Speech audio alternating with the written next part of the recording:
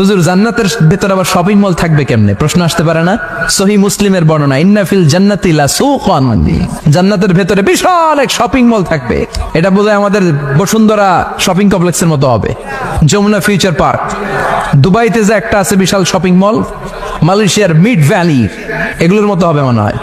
কত বিশাল যে shopping mall হবে। সহিহ মুসলিমের বর্ণনা, প্রতি শুক্রবারে সব জায়গা থেকে বন বন করে মৌমাছির মতো জান্নাতীরা ওই শপিং মলে শপিং করতে আসবে।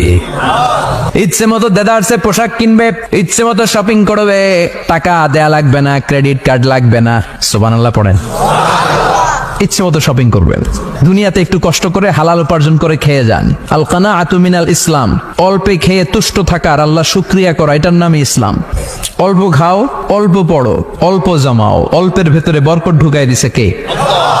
অনেকে দেখবেন অনেক খাই খাই নাই নাই করে, এটা যাদের স্বভাব তাদের কখনো বরকত হয় না। অল্প খাবেন, অল্প পড়বেন, আর হালালের সাথে সম্পর্ক করবেন।